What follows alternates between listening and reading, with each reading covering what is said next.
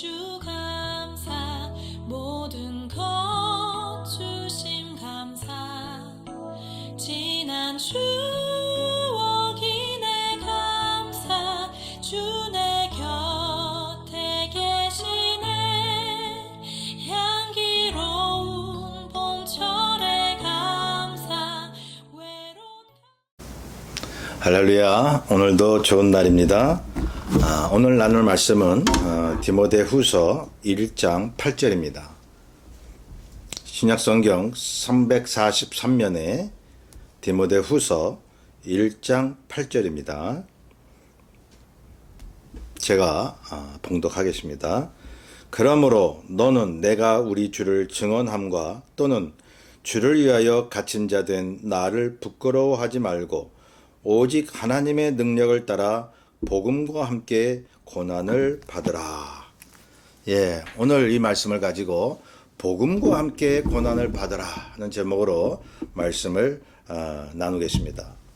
이 디모데후서는 주후 66년경에 바울이 로마 감옥에서 에베소에서 사역하고 있는 디모데에게 편지를 쓴 것입니다. 여러분, 디모데는 바울의 믿음의 아들이었죠. 당시 바울은 감옥에서 잠깐 풀려났다가 네로 황제 때 제2차로 투옥이 되게 된 것입니다. 바울은 자기 목숨이 얼마 남지 않은 것을 알았습니다. 그는 외로웠죠. 본장 15절에 보면 부겔러와 호모게네가 바울을 버렸다고 했습니다. 또 데마 같은 사람도 바울을 등졌습니다. 우리 주님께서도 제자들에게 배신당하셨죠. 또 그토록 그동안 이제 믿겠다고 따라다녔던 사람들도 모두 떠나갔던 것입니다. 바울도 마찬가지였죠. 감옥 생활하다가 죽음이 다가왔고 믿었던 사람들도 떠난 상황에서 바울은 어떤 심정을 가지고 있었을까요? 혹시 여러분은 믿음 생활하면서 처음에 함께 믿음과 우정을 나누다가 그 사람들이 말씀을 떠나 복음에서 살지 않고 자기 멋대로 사는 모습을 볼 때에 여러분 낙심하지 않으셨습니까? 나는 그래도 끝까지 믿음으로 살려고 버둥대는데 저 사람들은 교회 다니면서도 세상 사람들 하는 짓을 그대로 다 하고 있단 말이죠. 그리고 믿음을 지킨다고 한단 말이죠. 여러분, 진실로 믿음을 지키려는 사람들이 가질 수 있는 고독감인 것입니다. 그런 고독감 여러분 느껴도 돼요. 여러분, 내가 혼자 이렇게까지 해야 되나, 믿음을 지켜야 되나라고 생각을 하신 적 있습니까? 여러분, 주님께서 기뻐하시기에 여러분들은 온전히 믿음의 길을 가고 있는 것입니다. 그러니 여러분, 나만 그러고 살아도 주님이 나의 삶을 기뻐하시면 되는 것입니다. 성경의 믿음의 사람들과 바울도 여러분 그러한 경험을 했습니다. 그렇게 살았습니다. 버텨냈습니다. 고독하지만 그 고독을 당연히 여겼습니다. 지금 바울이 그런 상황이라는 것입니다. 아무도 가지 않는 길을 혼자 가고 있는 모습입니다. 남들이 볼 때 외골수로 보이죠. 어리석게 보일 수도 있습니다. 그렇잖아요. 말씀대로 살면 주변 사람들이 뭐라고 합니까? 그렇게까지 믿어야 하니? 그런 분들도 있을 수 있어요. 그렇게까지 해야 되냐? 그런다고 누가 알아주냐? 그런 얘기를 하는 사람들이 있을 수 있습니다. 여러분, 기독교인 모임에서도 믿음을 지키려는 사람을 믿음이 좋다고 인정해 주지 않고 순진하고 힘없는 사람으로 보는 경우가 있으니 말이죠. 바울은 그런 상황에서도 믿음을 지켰습니다. 그리고 자기가 믿고 의지하는 디모데에게 이 편지를 쓰고 있는 것입니다. 디모데후서는 주로 핍박 가운데 그리스도의 군사로서 복음으로 인한 고난을 받으라는 내용으로 전개가 되고 있습니다. 인내하라는 것입니다. 본문 8절에 보면 복음과 함께 고난을 받으라고 말씀합니다. 성도 여러분, 복음이 뭘까요? 좋은 소식이 뭘까요? 예수 믿고 천국 간다. 뭐 그렇게만 생각을 하시나요? 여러분, 맞는 말이지만 가장 정확한 말은 아닙니다. 여러분, 구원을 받았으니까 천국을 가는 거죠. 예수 믿고 천국 가는 것 자체가 구원의 어떤 핵심은 아니라는 것입니다. 복음의 의미를 성경에 많은 곳에서 설명을 하고 있는데요. 십자가 은혜로 인한 죄사함, 하나님의 자녀가 되는 것, 영생을 얻는 것, 성령으로 인도함 받아 모든 질병과 저주를 끊어내는 것 등 이렇게 여러 가지로 표현되고 있습니다. 그런데 정말 복음의 핵심이 있다는 얘기입니다. 그것은 주님이 가장 강조하신 첫째 계명, 하나님을 사랑하고 내 이웃을 내 몸과 같이 사랑하라는 말씀이죠. 그리고 갈라디아서 5장 22절에 9가지 성령의 열매인 것입니다. 사랑과 희락과 화평과 오래 참음과 자비와 양선과 충성과 온유와 절제, 이 열매가 맺어져야 그것이 그리스도의 성품 아닙니까? 그리스도의 성품을 제가 굉장히 강조하잖아요. 진노의 자녀 사탄의 자식이었다가 우리를 만드신 하나님의 자녀가 되어서 그분의 뜻대로 살고 그분의 성품대로 사는 게 구원의 핵심이란 말이죠. 복음의 핵심인 거예요, 그게. 단지 믿으니까 천국 가고 물질 축복받고, 여러분 그렇게만 생각하십니까? 아니라는 것입니다. 진정한 구원이요 복음은 하나님의 뜻대로 하나님의 형상대로 사는 것이 구원인 것입니다. 그래서 보면 그런 분들이 많아요. 구원 받으세요. 그러면 구원이 뭐예요? 라고 물어보면 예수 믿고 천국 가는 거예요. 물론 처음 전도받는 대상에게 그렇게 뭐 말할 수는 있죠. 그런데 여러분, 차츰 왜 구원이 필요한지, 왜 예수를 믿어야 되는지를 설명해 줄 수 있어야 되는 것입니다. 정말 구원과 복음은 하나님을 닮아서 하나님의 뜻을 품고 사는 것입니다. 오직 그렇게 그리스도를 통해서만이 구원을 얻을 수 있다는 것이 복음의 핵심인 것입니다. 사도행전 4장 12절에 보면 다른 이로서는 구원을 받을 수 없나니 천하 사람 중에 구원을 받을 만한 다른 이름을 우리에게 주신 일이 없음이라고 말씀합니다. 그러므로 복음과 구원의 특징 중에 하나는 오직 그리스도 예수 외에는 하나님을 닮을 방법도 없고 구원도 없고 영생을 얻을 그러한 길도 없다는 사실입니다. 여러분이 선교나 전도하실 때 무엇을 전하고 있습니까? 이렇게 전할 수 있어요. 예수 믿으면 구원이다. 제가 말씀드렸듯이 맞는 말이죠. 그런데 여러분 보세요. 맞기는 맞는데 가장 정확한 표현은 아닙니다. 왜 그럴까요? 여러분 이렇게 전해야 하는 거죠. 예수만이 구원이라고요. 예수가 구원이라는 말보다는 예수만이 구원이라는 것이 복음의 핵심인 것입니다. 자, 왜냐하면 복음을 전한다고 하는 사람들 중에는 예수도 구원이고 여러분 부처도 구원이고 다른 종교도 다 구원이 있다고 하는 사람이 있는가 하면 예수만이 구원이라고 하면 배타적이라고 해서 핍박을 받으니까 그 소리를 못하는 거예요. 어느 유명한 목사님은 한국에 동국대학교 불교대학 아닙니까? 거기 초청을 받아서 강연을 갔는데 거기도 이제 뭐 예수 외에도 구원이 있다는 말 그런 말을 했어요. 글쎄. 그리고 자기 교회에서는 그런 말을 한 적이 없다라고. 여러분 유튜브에 다 나오는데요. 영상에. 이런 기가 막힌 일이 어디에 있습니까?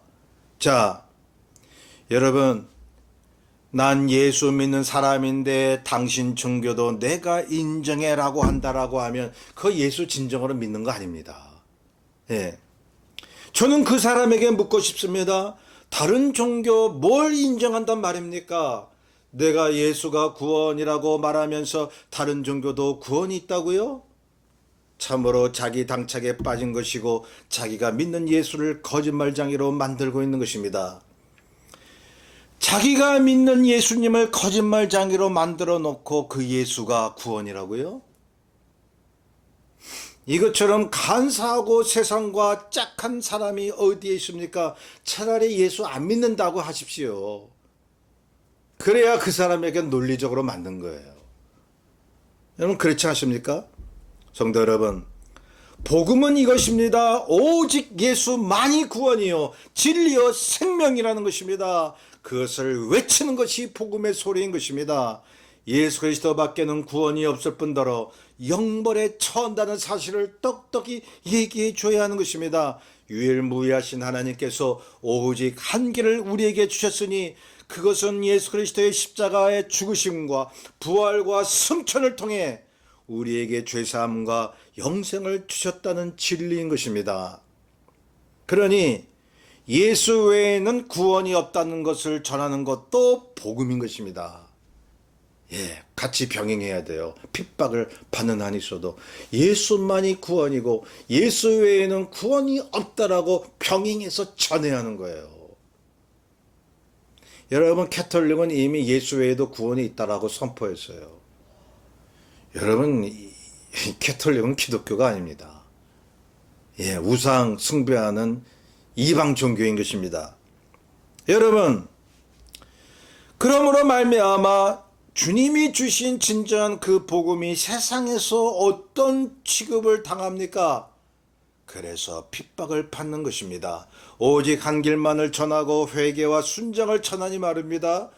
어둠의 권세 사탄이 지배하는 이 세상, 그 세상에서 악한 영들에게 사로잡힌 사람들이 이 복음을 가만히 두겠습니까? 예수만이 구원이라고 하는데 그 사람들이 그래 그렇게 얘기하겠습니까? 시기하고 질투하고 크리스천들을 미워하고 핍박을 하는 것입니다. 죽이기까지 하는 것입니다. 기독교 역사가 그것을 얘기해 주고 있는 것입니다. 바울이 왜 고난을 받고 감옥에 갇히고 순교를 했습니까? 복음 때문이었습니다. 바울은 외로웠지만 외롭지 않았습니다. 진리를 알고 있었기 때문입니다. 하나님 앞에 감사했고 자랑스러워했습니다. 그래서 8절에 보면 바울은 디모데에게 말합니다. 너는 내가 우리 주를 증언함과 또는 주를 위하여 갇힌 자 된 나를 부끄러워하지 말고 오직 하나님의 능력을 따라 복음과 함께 고난을 받으라고요. 바울은 이미 죽을 준비를 하고 있었죠. 복음의 능력과 주님의 성령이 함께 하시기 때문에 그는 죽음도 고난도 두렵지가 않았던 것입니다. 오히려 자랑스러워했던 것입니다. 자신이 자랑스러우니 바울은 자기가 아는 믿는 사람들에게도 나를 부끄러워하지 말고 나를 자랑스럽게 여기라고 말하고 있습니다. 성도 여러분, 만약 여러분이 주님의 말씀을 지킨다는 것 때문에 손해보고 손가락질 받았다면 여러분 주님 앞에서 사람 앞에서 자랑스럽게 생각해야 돼요. 자신을. 나는 참 자랑스러운 사람이다. 이게 주 안에서 진정한 자존감이에요. 세상 안 믿는 사람들이 말하는 자존감도 있지만 정말 크루찬들의 진정한 자존감은 자신의 가치를 아는 거 아니겠어요? 그러므로 내가 주님 때문에 복음 때문에 고난을 받는다. 그래서 하나님이 알아주시고 나는 사랑받고 정말로 자랑스럽다 내 자신이, 그게 진정한 믿음의 자존감이라는 거죠. 여러분, 만약 어떤 고초를 겪거나 질병이 있을 때에도 주님이 그것을 통해 나를 연단하신다라고 믿는다면 그 고난도 자랑스럽게 생각하십시오. 그러면 주변 사람들이 그러는 거예요. 놀라는 거예요. 아니, 저 사람은 저렇게 아픈 상처가 있고 그런 병이 있는데도 그걸 자랑스러워 말해? 그럼 예수 믿는다는 게 과연 뭐냐? 여러분, 주변 사람들이 그렇게 다시 생각할 것입니다. 고린도후서 12장 9절에 바울은 이렇게 외칩니다. 나의 여러 약한 것들에 대하여 자랑하리니 이는 그리스도의 능력이 내게 머물게 하려 함이라고요. 바울은 육체적으로 강하거나 이 세상에서 성공하거나 남들보다 앞서가기에 자랑한 게 아닙니다. 육체가 고단하고 매맞고 감옥에 갇힌 것을 자랑스럽게 생각하고 있습니다. 여러분, 예수 믿는 사람들은요, 안 믿는 사람들하고 내 구조 자체가 달라요. 성령이 내 안에서 역사하니 여러분, 우리의 신체나 뇌 구조도 달라져 버리는 거예요. 생각의 구조, 여러 가지 가치관의 구조, 그리고 바라는 것들의 모든 구조가 다르기 때문에 어찌 세상 사람들과 말과 행동에 있어서 같을 수가 있단 말입니까? 십자가가 그 중간에 개입되니 하나는 생명이요 하나는 멸망이니 어찌 사는 방법이 같을 수가 있겠습니까? 그러니 세상 사람들이 크리스찬들을 핍박하고 이상하게 보는 거예요. 여러분, 그렇지 않습니까? 여러분, 두 눈을 가진 사람이 한 눈만 가진 사람들 세계에 있다라고 하면 그 한 눈을 가진 사람들에게 왜 손가락질을 안 당하겠습니까? 병신이라고 취급당하겠죠. 복음을 가진 사람도 이와 같다라고 하는 것입니다. 우리는 하나님 나라의 생명을 가진 사람들입니다. 세상 사람들이 뭐를 이해하지도 못할 그러한 비밀을 아는 사람들입니다. 예수 그리스도의 복음인 것입니다. 자, 우리를 통해서 예수 그리스도의 진리가 나타나며 그 시련을 통해서 자신이 낮아지고 그리스도를 닮을 기회가 되었기 때문에 여러분, 우리는 예수 믿는 것이 내 생명임을 고백할 수밖에 없는 것입니다. 바울도 자신의 약한 것이 자랑스러울 수밖에 없었던 것입니다. 그러니 여러분, 참새 한 마리도 하나님의 허락 없이는 떨어지는 법이 없다고 성경을 말씀하고 있죠. 하물며 하나님이 택하신 저와 여러분들에게 나타나는 모든 일들이 하나님이 주신 것 아니겠어요? 그렇다면 목적 없이 아무런 뜻 없이 주시겠습니까? 분명히 어떤 목적을 갖고 계실 것이니 그 목적이라면 저와 여러분을 통해 그분의 뜻과 복음을 위한 것 아니겠어요? 이 사실을 믿는다면 하나님의 자녀인 우리가 어떤 난관을 만나도 부끄러워할 수가 없는 것입니다. 복음을 부끄러워하지 않았던 바울은 그 복음 때문에 당하는 여러 가지 핍박과 고난과 또한 육체의 가시가 있었을지라도 부끄럽게 생각하고 막 자랑하고 다닌 거예요. 여러분, 믿지 아니하는 사람들과 이렇게 다른 거예요. 여러분들은 뭐에 감사하고 뭐에 불평하고 있습니까? 무엇을 자랑하고 무엇을 부끄럽게 생각하고 있습니까? 자, 로마서 1장 16절에 바울은 말합니다. 내가 복음을 부끄러워하지 아니하노니 이 복음은 모든 믿는 자에게 구원을 주시는 하나님의 능력이 됨이라고요. 예. 제가 복음이 뭔가를 말씀드렸죠. 그 핵심이 예수 믿고 천국 가는 것뿐만 아니라 이 땅에 사는 데에도 여러분 하나님의 형상을 담고 사는 것이 곧 구원의 핵심이라고, 복음의 핵심이라고 말씀드리지 않았습니까? 그러므로 내가 시련을 당해서 내가 어떤 역경을 만나서 내 마음이 겸손해지고 주님의 성품을 담는다면 내가 구원받은 사람이구나. 내가 구원받은 사람으로서 삶을 살고 있구나. 여러분 자신을 기뻐해야, 자신에 대해서도 감사하고 기뻐해야 돼요. 그게 곧 주님께 기뻐하면서 찬양을 드리는 삶인 거예요.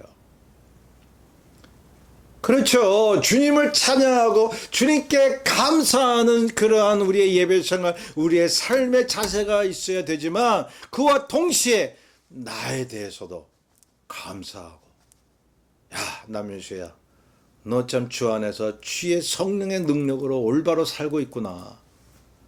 아, 얼마나 마음이 뿌듯하겠습니까? 여러분, 그건 교만이 아니에요.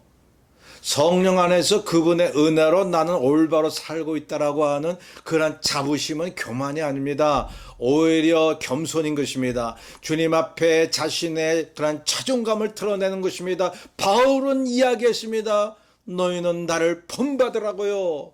교만이 아니죠. 자신의 얼마나 큰 자존감입니까? 예. 우리는 다시 생각해야 합니다. 그 복음이 무엇이길래 그것 때문에 고난도 죽음도 자랑스러운지를요. 예수 그리스도의 복음만이 구원을 주는 진리이기 때문인 것입니다. 여러분, 그러니 제가 또 말씀드려요. 만약 교회 다니면서도 교회 다닌 사람 중에 그런 생각을 하는 분들이 많이 있어서 제가 말씀을 드리는 거예요. 만약 다른 종교도 구원이 있다면 오늘 교회 갔다가 다음에는 절에 가고 그 다음에는 이슬람 사원을 가고 막 다녀도 구원이 있겠네요, 그 사람이요. 그런데 제가 묻고 싶은 거예요. 도대체 그 사람은 뭘 믿고 있습니까? 인생의 주인이 도대체 몇 명입니까, 그 사람은? 이 다운주의를 믿는 사람들 중에 말이죠. 과연 그 사람이 갖는 믿음은 순전하고 성스러운 것이 될까요? 이것저것을 믿는데 마치 남편을 열어둔 여인이 이 남자도 좋고 저 남자도 좋고 뭐 누구든지 다 좋다. 여러분, 그 여인에게 그 남편에 대한 진정한 사랑이 있겠습니까? 이 남자도 사랑하고 저 남자도 사랑하는데 무슨 그 여인의 마음속에 중심된 그러한 사랑이 있겠습니까? 마음이 막 뿔뿔이 흩어지는데요. 갈라지는데요. 우리에겐 오직 예수 그리스도밖에는 안 계시기에 우리의 복음에 대한 믿음은 한결같고 한 방향이며 오직 그분만을 위해서 고난과 죽음도 불사할 수 있다는 사실입니다. 오직 한 분입니다. 오직 예수 그리스도 그분입니다. 다른 종교는 구원이 없습니다. 절대로. 종교뿐만 아니라 어떤 철학도 또한 아무리 인본주의에 자기의 선을 이제 쌓고 자기가 스스로 돌을 닦고 아무리 노력해봐야 여러분, 그런 사람들에게는 구원이 없는 것입니다. 자, 그러므로 만약 저와 여러분이 하나님의 말씀 복음 때문에 고난을 받고 계시다면 믿음 생활 제대로 하고 있는 거예요. 예. 그런데 만약 믿음 생활 하는데도 복음으로 인한 고난이 한 번도 없었다? 여러분, 그 사람 믿음은 의심해 볼 만합니다. 저는 제 자신이 얼마나 사역을 하면서 기뻤는지 몰라요. 저는 분명히 성경 말씀에 의거해서 메시지를 전하잖아요. 예? 죄를 지으면 하나님 앞에 회개해야 된다. 그것 때문에 핍박을 받았어요. 교회 오랫동안 다녔던 사람한테. 예. 올해는 아무리 성경을 많이 알고 하나님에 대해서 아무리 오래 믿었어도 모르는 게 너무 많기 때문에 늘 하나님 앞에 물어야 된다. 신학자도 목사도 일반 성도들도 늘 하나님 앞에 물으면서 기도하며 나아가야 된다라고 하니까 그분이 저를 공격하는 거예요. 자기는 다 안다고 왜 그런 메시지를 전하냐고. 제가 오래전에도 그런 말씀을 드린 적이 있는데요. 저는 하나님 마음속에 그 영혼이 너무 불쌍했습니다. 그리고 그런 문제 때문에 핍박을 받는, 복음 때문에 질책을 받는 제 자신이 자랑스러웠습니다. 감사했습니다. 정말 사역하는 맛이 났습니다. 여러분, 세상에 이러한 기조는요, 세상에만 있는 게 아니에요. 교회 안에서도 들끓고 있어요. 세상 사고방식이, 악한 사단 마귀의 역사가 말이죠. 자, 그러므로 복음 때문에 하나님의 말씀대로 산다는 것 때문에 말씀대로 전한다는 것 때문에 핍박을 받았다면 감사하세요. 그 고난에 대해서 자랑스럽게 생각해. 제가 계속 얘기하잖아요. 자랑스럽게 생각해야 됩니다. 주님 뜻대로 살기 때문에 손해를 보고 고난 당하는 것을. 성도 여러분, 아무리 세상 사람들이 복음을 핍박하고 자신의 철학과 종교로 하나님을 거부하고 살아도 우리가 믿고 있는 복음, 예수 그리스도의 십자가 은혜만이 진리라고 하는 것을 늘 스스로 확신하고 주변에 알리며 살지 않으시렵니까? 여러분, 복음을 알리고 전하기 때문에 고난이 있는 거예요. 예. 전하지 않고 티를 안 내는데 복음으로 인한 고난이 있을 리가 없는 거예요. 복음의 능력은 이것입니다. 먼저 고난 가운데 주의 성령께서 함께 하십니다. 내가 하는 것이 아니라 내 안에서 성령이 복음을 증거하고 계십니다. 그리고 나를 통해 생명과 소망이 퍼져나가는 것입니다. 하나님 나라가 세워지는 거예요.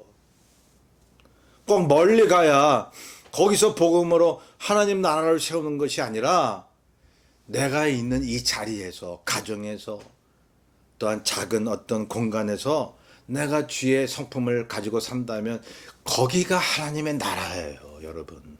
내가 하나님의 나라에 어떤 충만해야 그것이 사방으로 퍼져나가는 거죠.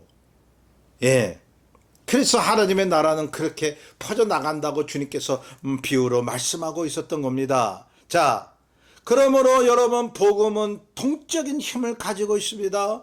복음은 사건인 것입니다. 내 안에 계신 성령께서 복음으로 나의 길과 나의 삶에 큰 변화를 주시고 하나님의 나라를 전하고 계시는 것입니다. 빌립보서 1장 6절에 바울은 또 이렇게 말합니다. 너희 안에서 착한 일을 시작하신 이가 그리스도 예수의 날까지 이루실 줄을 우리는 확신하노라. 바울은 믿었고 경험했고 체험했습니다. 자기 안에 있는 복음이 주의 성령 안에서 어떤 일을 행하고 있음을 알고 있었다는 거예요. 그래서 그 복음 때문에 아무리 죽음의 위협이 와도 두렵지가 않았던 것입니다. 고난 때문에 부끄럽지 않았던 것입니다. 본문 뒤에 11절 12절을 보면 그가 말합니다. 내가 이 복음을 위하여 선포자와 사도와 교사로 세우심을 입었노라. 이로 말미암아 내가 또 이 고난을 받되 부끄러워하지 아니함은 내가 믿는 자를 내가 알고 또한 내가 의탁한 것을 그날까지 그가 능히 지키실 줄을 확신함이라고요. 여러분, 혹시 여러분 중에 이런 생각을 하시는 분이 계셔요? 내가 예수를 처음 믿을 때는 뭔가 기적이 일어났고, 내가 기도하면 금방금방 응답이 됐는데, 이렇게 지금은 좀 이렇게 뜨뜻미지근해진 것 같고, 기도해도 응답이 잘 안 되고, 뭔가 표적도 잘 일어나지 않고, 주님이 나를 잊어버리신 걸까? 그런 생각을 하시는 분이 계신가요? 그런데 저는 그런 분들에게 말씀드리고 싶습니다. 마음속에 하나님의 말씀과 복음이 들어있다면 성령께서 그분을 떠나셨겠습니까? 그분이 믿음을 진정으로 가지고 있다면 여러분, 성령께서 그분에게 계획하신 것을 중단하셨겠습니까? 그분은 약속하시고 계획하신 것은 반드시 이루시는 분입니다. 이걸 믿으십시오. 잠시 고난이 있고 끝없는 암흑의 터널을 가고 있는 것 같을지라도 저와 여러분 안에 있는 복음은 지금도 능력을 행하고 있다는 사실입니다. 복음의 능력이라는 것은요, 눈에 보이는 외적인 역사도 있죠. 그걸 통해서 하나님의 나라를 이루시죠. 그런데 보이지 않는 여러분과 저의 내 안에 있는 그 마음에서 조용히 그것이 하나님의 나라로 이제 꽃피우는 그러한 역사를 베풀 때도 있는 거예요. 그래서 성령의 역사는 어떤 분은 막 불러불러 하고 막 외적인 막 그것만을 생각해요. 막 뜨겁고. 근데 성령의 역사는요, 여러분, 하나님의 역사에 무슨 한도가 있습니까? 제한이 있는 거 보셨습니까? 조용하고 뭐가 나타나지 않은 것 같아도, 내가 때로는 고민하고 막 걱정 근심한 것 같아도 내 안에서 내적으로 조용히 꽃피우는 어떤 열매가 있다고요. 성령의 능력인 것입니다. 인내하고, 그리고 하나님만을 바라보게 하는 능력이죠. 이게 진정한 능력이죠. 나는 후퇴하는 것 같고, 나는 주저앉고 싶은 생각이 날마다 들고, 그래도 말이죠, 여전히 나는 하나님이 나를 사랑한다라고 믿고 끝까지 믿음의 길을 놓지 않는 그 모습이 성령의 능력이란 말이죠. 왜 하나님의 역사를 제한시킵니까? 왜 그렇게 생각을 하십니까? 여러분, 성령은 언제나 어디서다 여러분, 저와 여러분 안에서 역사하고 계십니다. 복음의 능력이 나타나고 있다는 사실입니다. 그분은 약속하시고 계획하신 것은 반드시 이루시기에 여러분 모르게 저도 모르게 이루고 계시고 있어요. 여러분, 내가 의탁한 것을 그날까지 그가 능히 지키실 줄을 확신함이라라는 이 바울의 고백이 우리의 고백이 돼야 될 줄로 믿습니다. 반드시 그분이 복음으로 이루시는 거예요. 저와 여러분을 위해 하나님의 사랑을 경험하게 하시고 치유와 성령의 열매를 맺어가게 되시는 것입니다. 그 복음의 능력을 위해서 우리가 지금 혹시 고난을 받고 있다면 인내할 수 있는 것입니다. 항상 감사할 수 있는 것입니다. 항상 찬양할 수 있는 것입니다. 이 자체가 복음의 능력 아닙니까? 예. 여러분, 주님 보시기에 큰 일이라고 하는 것은요, 여러분 눈에 보이게 막 여러 군데 막 교회를 세우고 선교사로서 막 어떤 큰 일을 행하고 사람들이 생각하기에 그것만이 아니에요. 주님이 역사하시는 큰 일은 가치 있고 진정한 일이에요. 작게 보여도 내 안에서 일어나는 일이에요. 하나님의 큰 일이 거기에 있다는 것입니다. 복음의 능력이 거기에 있다라고 하는 것입니다. 저는 누차 강조하고 싶습니다. 지금도 저와 여러분 안에서 복음의 역사는 일어나고 있습니다. 고난을 통해서라도 일어나고 있습니다. 여러분, 다시 한번 말씀드립니다. 복음과 함께 고난을 받으십시오. 믿음 생활에 고난이 있음을 당연히 여기십시오. 우리가 고난받을 때 복음도 함께 고난을 받고 있음을 기억하시기 바랍니다. 우리가 시련당하기 전에 주님께서 먼저 시련당하시고 고난 받으셨음을 생각하고 인내하시기를 바랍니다. 그러면 그 복음의 능력을 우리는 날마다 체험할 수 있는 것입니다. 그렇게 사시기를 주의 이름으로 축원합니다. 우리 찬송가 336장 찬송합니다. 날 구원하신 주 감사, 모든 것 주심 감사, 지난 주